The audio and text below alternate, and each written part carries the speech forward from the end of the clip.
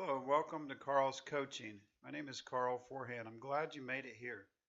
I'm glad you made it here because to me, coaching sometimes sounded like a fad or something that wasn't quite real. But what I've discovered that it is a very real, applicable, usable tool. I've been a pastor for almost 20 years and have counseled lots of people, and never before have I seen it as an effective tool as coaching. Coaching helps close the gaps between where you are and where you want to be. I would invite you, if you'd like to just test it out to see what it's like, to do an introductory session. Just go to the website karlscoaching.com and schedule a session with me. That'll be totally free, and then we'll work from there. If you're interested in plant-based nutrition, make sure and see our Facebook page, Four-Eyed Plant Eater. And with everything, please leave comments. If you like the blogs on karlscoaching.com, then please leave us a comment down and say yay or nay, discuss it. Try to be civil, but we'd love to hear what you think. Today I wanted to talk about weddings. For a long time, kind of had a negative view in my mind. I don't know if that's all guys or most guys or some guys, but for me, it just kind of had a negative thing. I don't know, maybe it's because most people at weddings are people we just barely know. Barely know. Maybe we may or may not like the food. We may or may not like the preacher. We may not even enjoy just sitting there for a half hour watching two people we kind of know and kind of have some obligations to. And I don't know, maybe it's the Greek Orthodox wedding that talked a lot about having lots of children. And don't get me wrong, it was a beautiful service. Several pastors were involved because it was a pastor that was getting married, and he was a good friend of mine. And it's a beautiful service, but 3 hours is just way too long. And maybe that soured me a little bit on weddings, and every time I thought about going to a wedding, I thought about that wedding, or I thought about a miserable, boring wedding that I'd been to before. And so I know girls tend to dream about weddings, and it's said that they'll think about those from the time they're a child, and they'll think about what it's going to be like to be in their wedding, and they'll talk about it. They talk about weddings and the weddings they went to. They look at wedding albums. They make wedding albums. They plan for a year for a wedding, and every detail is planned. The decorations, the serving trays, the food, the invitations, the dresses, and all of that. And they actually love doing this. They love planning and preparing for their wedding. And some people are more detail oriented than others, but they just love it. And I just didn't see it. Even at my wedding, my actual wedding when I was married almost 30 years ago, even at my wedding, it was kind of like, just tell me where to stand, tell me what to do, what are the things that I have to do, when should I be there, and just tell me what to do. And it was more of a checklist kind of thing. Get this off my checklist, get this done so I can go on. And I'd love to have kids someday, so this is kind of a part of that in most cases. So tell me what to do. I wasn't all that excited about weddings, but all of that changed. All of that changed 14 months ago. 14 months ago, my oldest daughter got married, and she got married to a fine young man. In July, my youngest daughter also got married. And both of those ceremonies were beautiful, and I loved walking them down the aisle. I loved um, that thing that only a dad gets to do, give away your daughter. And so I just got excited about that. But really the best part of the wedding, the best part of my daughter's wedding was the party afterwards.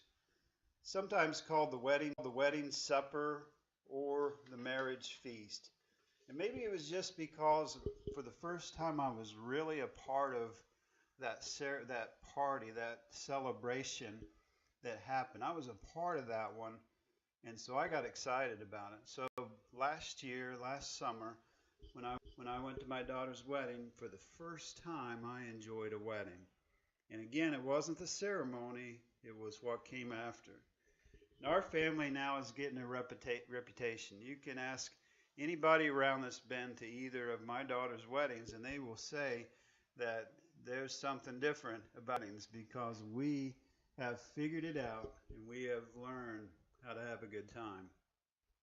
My wife's siblings love to dance. Her mother loves to dance. And my siblings, unfortunately, cannot dance. They don't know how to dance, but they still the action. My son has been back to both weddings from Taiwan, and he loves to get out and bust a move. But usually we're pretty low key. But when it comes to the wedding, when it comes to that time after all the work's been done and after everything's finished, and it's time to celebrate, we cut loose and we have a good time. And I think it surprises people. I think it kind of shocks them a little bit that we have that much fun at a wedding. And I think people like to come to our weddings because of that. Unfortunately, I'm out of daughters now. I don't have any more to plan, so I'm going to have to crash some in the meantime. And to tell you the truth, I'm looking forward to those weddings. I'm looking forward to going to weddings now because I understand part of it's about the celebration. Part of it's about that thing that comes at the end. To observers, I would say sometimes I just look out and about half the crowd, it's usually about at least half the crowd, are just sitting there observing. And I pause and I look at them and I wonder what they're thinking. And because their arms are kind of folded, they're just kind of a stand and their head turns sideways a little bit. And I wonder what they're thinking. Really, it looks kind of familiar to me because from 20 years of being a pastor, I've seen that look before. It's that look at church, and it's that look when people are kind of talking about what other people are wearing. They're just talking about others in general. They're really not participating in the joy that might be happening, but they have an opinion about it. And they're going to keep that opinion to themselves while they sit there in their pew and not do anything. But it makes me so happy at a wedding when eventually and sometimes you'll coerce someone who's a bystander to participate in the joy and convert them to get out on the dance floor, just get up and smile and talk to somebody, have a good time. The Bible talks about heaven in a couple of ways. One of the ways the Bible talks about heaven is as a marriage feast or a marriage supper. It's not the ceremony that the Bible talks about when it talks about heaven. It's not a ceremony, it talks about a party. Jesus' first miracle, if you remember right, was at a wedding. It was at a wedding feast. And you can fill in the blanks there of what all that means, but it says something to me that Jesus was with his friends at a party. Now, what will not be, heaven will not be people that are sitting on their hands. Heaven will not be people wishing they could take part and talking about others that do. I believe heaven's going to be an exciting place to be. I believe it's going to be a place where we have a party. I like to think, selfishly enough, that it's going to be a little bit like a four-hand wedding. I'd love for you to leave a comment at any place you can on my website, on karlscoaching.com. And you don't have to tell me how great this was, but I'd love for you to disagree. I'd love for you to tell me what you think, because that's what makes everything better when we can discuss things. Make sure and follow us on karlscoaching.com. There's just a little small box out to the right that says follow, and schedule an introductory coaching sessions and try this out. I know that coaching can seem kind of scary to talk to someone else about your stuff or how you're going, but I promise you'll be glad you did.